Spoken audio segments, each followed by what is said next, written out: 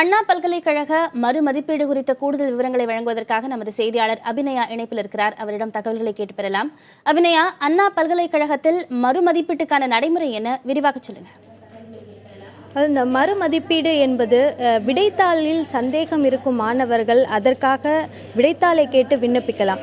பொதுவாக இந்த விடைத்தாள் திருத்துபவர்களை பொறுத்த வரைக்கும் அவர்களுக்கென்று அந்த நியமிக்கப்படும் அந்த திருத்துபவர்கள் யார் என்பது குறித்து அந்தந்த துறையைச் சேர்ந்த ஹெச்ஓடிக்கள், அதாவது துறை தலைவர்கள் முடிவு செய்வார்கள் என கூறப்படுகிறது. அதாவது அந்த வினாத்தாளை யார் செட் செய்கிறார்களோ அவர்களே திருத்துபவர்களாகவும் இருப்பார்கள்.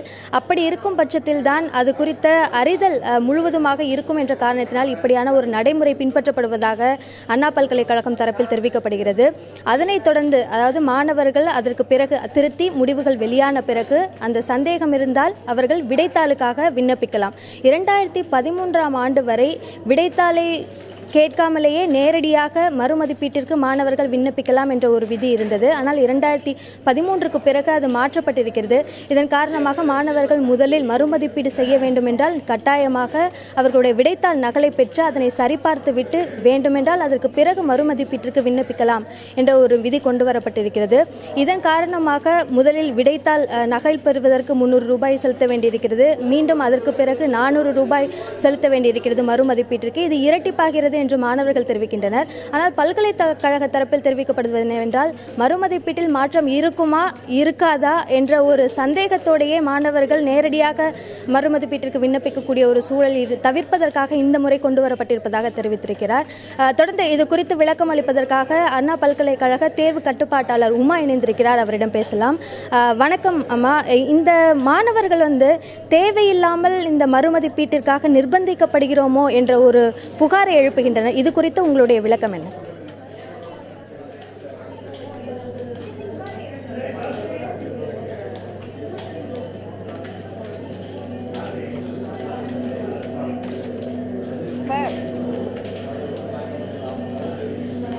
வணக்கம் உமா அவர்கள். அதாவது இந்த மறுமதிப்பீட்டை பொறுத்த வரைக்கும் தொடர்ந்து இப்போ அவங்க இணைப்பில் இல்லை, தொடர்ந்து பேசலாம். அந்த விதிமுறைகள் என்பது மாணவர்கள் தேவையில்லாமல் மறுமதிப்பீட்டிற்கு நேரடியாக அதிக தொகை செலுத்த வேண்டிய தேவையில்லை என்பதை தவிர்ப்பதற்காகவே விடைத்தாள் நகலை முதலில் விண்ணப்பித்து அவர்கள் பெறுவதற்கான அந்த விதிமுறைகள் கொண்டு வரப்பட்டிருப்பதாக அண்ணா பல்கலைக்கழகம் தரப்பில் தெரிவிக்கப்படுகிறது. இந்த மறுமதிப்பீட்டை பொறுத்த வரைக்கும் அந்தந்த துறை தலைவர்களால் முதலில் யார் அந்த மறுமதிப்பீட்டை செய்ய வேண்டும் என்பது முடிவு செய்யப்படுகிறது. அந்த மறுமதிப்பீட்டில் 15 மதிப்பெண்களில் வித்தியாசம், அதாவது குறைவாகவோ கூடவோ செய்திருந்தால் மீண்டும் மற்றொரு ரீவால்யூஷனுக்கு அவர்களே, அதாவது அந்தந்த துறை தலைவர்களே உத்தரவிடுகின்றனர். எனவே 2 வகையான அந்த மறுமதிப்பீடு செய்யப்பட்டு இறுதியில் அந்த மார்க்குடைய ஆவரேஜ், சராசரி மதிப்பெண் மாணவர்களுக்கு வழங்கப்படுகிறது. அதற்கு பிறகுதான் அந்த மதிப்பீடு, அதாவது ரிவ்யூ என சொல்லப்படக்கூடிய மறுமதிப்பீடு, அதற்கு மாணவர்கள் விண்ணப்பிக்கக்கூடிய ஒரு சூழல் இருக்கிறது. இந்த மாதிரியான ஒரு நடைமுறையை தான் அண்ணா பல்கலைக்கழகம் பின்பற்றி வருகிறது. பத்மபிரியா. அபிநயா, முதல் முறை இந்த விடைத்தாளை திருத்தும் அதே பேராசிரியர் தான் மறுமதிப்பீடு செய்யும் போதும் திருத்துகிறாரா அல்லது அந்த பேராசிரியர்கள் வேறுபடுகிறார்களா? அந்த பேராசிரியர்கள் வேறுபடுகிறார்கள் தான். மேலும் இது குறித்து பேசுவதற்காக மீண்டும் இணைப்பில் அண்ணா பல்கலைக்கழக தேர்வு கட்டுப்பாட்டாளர் உமா இணைந்திருக்கிறார். அவரிடம் பேசலாம். அம்மா வணக்கம். இந்த மறுமதிப்பீடு முறை பொறுத்த வரைக்கும் மாணவர்கள் தாங்கள் தேவையில்லாமல் நிர்பந்திக்கப்படுகிறோம் என்ற ஒரு புகாரை தெரிவித்திருக்கின்றனர். இதற்கு உங்களுடைய விளக்கம் என்ன? ஹலோ, வணக்கம். வணக்கம். வணக்கங்க. மறுமதிப்பீட்டை பொறுத்த வரைக்கும் தேவையில்லாமல் நிர்பந்திக்கப்படுகிறோம் என்ற ஒரு புகாரை மாணவர்கள் முன்வைக்கின்றனர். இதற்கு உங்களுடைய விளக்கம் என்ன? இல்லைங்களா மேடம், இப்போ மொத்தம் எங்களுக்கு ஒவ்வொரு செமஸ்டர்லயும் எங்களுக்கு மொத்தமே 50 to 60 lakhs ஸ்டூடெண்ட்ஸ் தான் அப்ளை பண்றாங்க. சரி, ஹலோ, சொல்லுங்க, தொடர்ந்து சொல்லுங்க. இல்ல சாரி. ஹலோ, சொல்லுங்க உமா அவர்கள், நீங்க இணைப்புல இருக்கீங்க, உங்களுடைய விளக்கத்தை சொல்லுங்க. Total number of students less than 8 lakh students தாங்க அண்டர் கிராஜுவேட். சரி, அதுல எங்களுக்கு இப்போ மொத்தம் பாத்தீங்கன்னாக்கா லெஸ் தேன் 1 lakh ஸ்டூடெண்ட்ஸ் தான் அப்ளை பண்றாங்க. ரீவாலுவேஷன்ல அப்ளை பண்ணிட்டு அதை டைரக்டா எல்லாரும் அப்ளை பண்ண முடியாது. முதல்ல போட்டோ காப்பி அப்ளை பண்ணிட்டு அதுக்கப்புறம் தான் ரீவாலுவேஷனுக்கு அப்ளை பண்ணுவாங்க. போட்டோ காப்பியில வந்து அவங்களுக்கு ஓகேவா இருந்தா மட்டும்தான் காலேஜஸ்ல அப்ளை பண்ணுவாங்க. அண்ட் த்ரூ காலேஜ் தாங்க அப்ளை பண்ணணும். இப்போ 1,00,000 மாணவர்கள் தான் விண்ணப்பிக்கிறார்கள் என்று, அதாவது மொத்த மாணவர்களோட எண்ணிக்கையோடு ஒப்பிடும்போது 1,00,000 என்பது குறைவாக இருக்கலாம். ஆனால் 1,00,000 மாணவர்கள் விண்ணப்பிக்கக்கூடிய அளவிற்கு அந்த வர்றதில்லைங்க.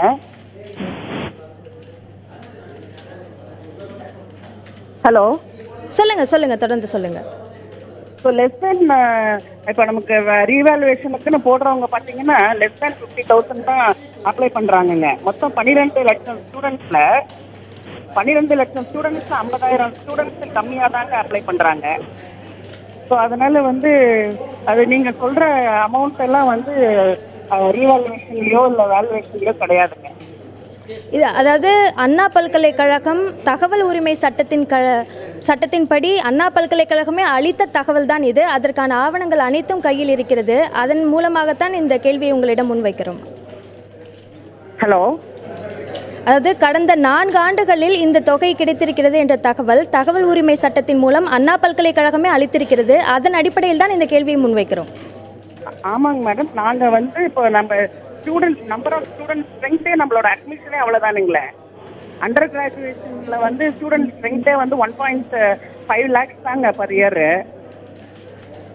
அது 4 செமஸ்டர்களை சேர்த்து சொல்கிறோம். அதாவது மொத்தம் 8 செமஸ்டர் தேர்வுகள் 4 ஆண்டுகள்.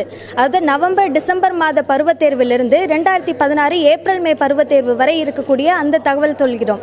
அது இப்போ கணக்கு மாணவர்கள் குறைவாக எண்ணிக்கிறார்கள் அது விஷயம் அல்ல. இப்பொழுது அந்த ரீவேல்யூவேஷனில் இவ்வளவு மதிப்பெண் வித்தியாசத்தை மாணவர்கள் காண்பதற்கு என்ன காரணம்?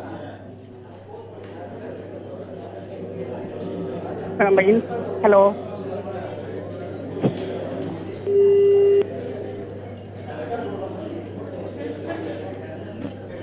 தொடர்ந்து தகவல் உரிமை சட்டத்தின் மூலமாக அண்ணா பல்கலைக்கழகத்திற்கு கடந்த 4 ஆண்டுகளில் எவ்வளவு தொகை கிடைத்திருக்கிறது என்பது குறித்த தகவலை தொடர்ந்து பார்க்கலாம்.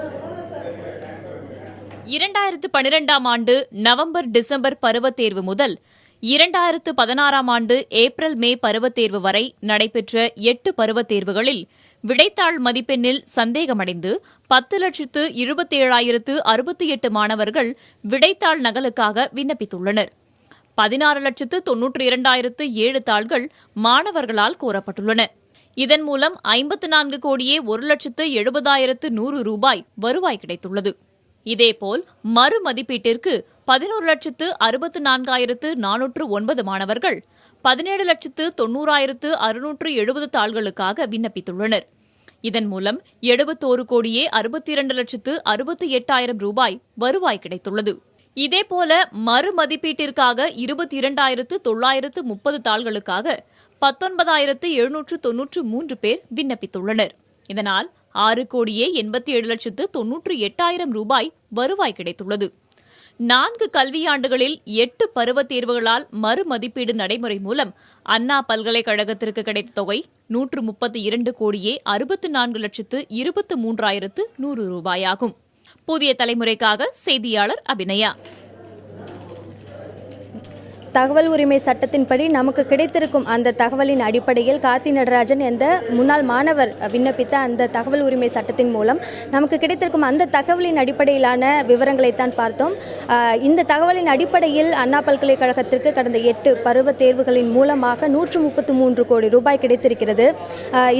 இது குறித்து அண்ணா பல்கலைக்கழக தேர்வு கட்டுப்பாட்டாளர் தெரிவிக்கும் பொழுது முறையாக விதிகளை பின்பற்றித்தான் அந்த மறுமதிப்பீடு செய்யப்பட்டிருக்கிறது என்ற ஒரு விளக்கம் அளித்திருக்கிறார். இருந்தாலும் இந்த மாதிரியான விஷயங்களில் பல குறைகள் நிவர்த்தி செய்யப்பட வேண்டும் என்ற கோரிக்கை பல தரப்பிலும் இருந்து முன்வைக்கப்பட்டு வருகிறது. தொடர்ந்து கார்த்திகேயன்.